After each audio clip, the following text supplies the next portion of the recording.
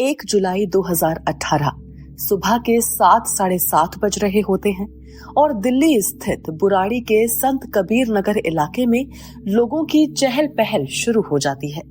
एक शख्स देखता है कि उसके पड़ोसी ने अभी तक अपनी दुकान ही नहीं खोली है। दूध की थैलियों से भरी टोकरी भी दुकान के सामने ही रखी है।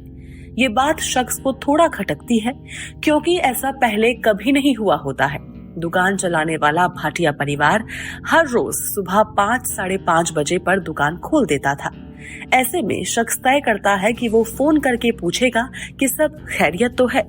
फोन ना उठने पर पड़ोसी सोचता है कि जरा देखकर आया जाए कि पड़ोसी आज इतनी देर तक कैसे सो रही हैं। भाटिया परिवार जहां रहता है उस घर का दरवाजा बजाने जैसे ही शख्स के हाथ उठते हैं, वो पाता है कि दरवाजा तो खुला है और यहीं से उसे शक हो जाता है कि कुछ तो बहुत गलत है। वो सोचता है कि पहले फ्लोर पर जाकर देखेगा कि मसला क्या है। दरअसल इस घर के ग्राउंड फ्लोर पर दुकान थी और पहले फ्लोर पर सब लोग रहा करते थे। फ्लोर पर पहुंचने से पहले ही उसे सभी लोग दिख जाते हैं। सभी लोग, लेकिन सब के सब लटके हुए। घर में 2 बच्चों और एक बुजुर्ग समेत कुल 11 लोग थे। सब के सब लटके हुए। सभी के हाथ पैर बंधे थे, आंखों पर पट्टी थी और मुंह में कपड़ा ठुसा हुआ था। इसके बाद जो हुआ वो पूरा देश जानता है।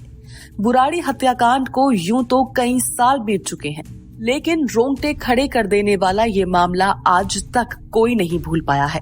मरने वाले सभी 11 लोगों के नाम तक शायद कुछ लोगों को याद होंगे। इस केस ने न सिर्फ भारत में बल्कि दुनिया भर के कई देशों का ध्यान अपने ऊपर खींचा। कैसे एक साथ पूरा परिवार आत्महत्या कर सकता है, ये सवाल सभी के मन में था।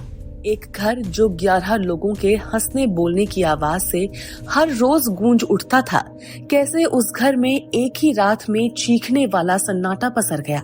लोग अक्सर सोचते हैं कि इस घर का क्या हुआ होगा जहां 11 लोगों ने आत्महत्या की हो और उस आत्महत्या से पहले कोई खास अनुष्ठान किया गया हो। पिछले 11 सालों से जिस घर के अंदर रोज अजीबोगरीब पूजाएं होती थी, जिस घर में किसी मरे हुए व्यक्ति को देखे जाने की बातें होती थी, उस घर में भला कौन रहना चाहेगा? कौन उस घर को खरीदना चाहेगा? इन सभी सवालों के जवाब आज आपको देने के लिए हम हाजिर हुए हैं। बुराड़ी के संत कबीर नगर में गली नंबर 4 में बना ये घर बिका नहीं है, लेकिन इसमें किराएदार जरूर आ गया है जो पिछले 3-4 साल से अपने परिवार के साथ यहाँ रहता है। इस किराएदार का नाम मोहन है। मोहन बताते हैं कि वह भाटिया परिवार को अच्छी तरह जानते थे और इस परिवार के जाने के बाद वो इस घर में डायग्नोस्टिक लैब और किराना दुकान चला रहे हैं। मोहन ने बताया है कि शुरुआत में डर की वजह से लोग दुकान से सामान भी खरीदना पसंद नहीं करते थे, लेकिन वक्त के साथ साथ चीजें नॉर्मल होती गईं और दुकान भी चलने लगी। साथ ही डायग्नोस्टिक लैब भी चल रही है। मोहन बताते हैं कि भाटिया परिवार की मौत से गली के सभी लोगों को धक्का लगा था। इस घटना के बाद कई दिनों तक गली में मातम पसरा था। शाम को बच्चों के खेल का शोर, गाड़ियों का आना जाना और गली में रेहड़ी पटरी वालों का आना जाना तक बंद हो गया था। हालांकि मोहन बताते हैं कि समय के साथ हालात तो बदल गए, लेकिन भाटिया परिवार को पूरी गली याद करती है और जब भी 30 जून को याद करते हैं तो मोहल्ले में चुप्पी सध जाती है। इस तरह की तमाम खबरों को जानने के लिए बने रहिए हमारे साथ और सब्सक्राइब करना बिल्कुल ना भूलें हमारा चैनल डार्क टेल्स।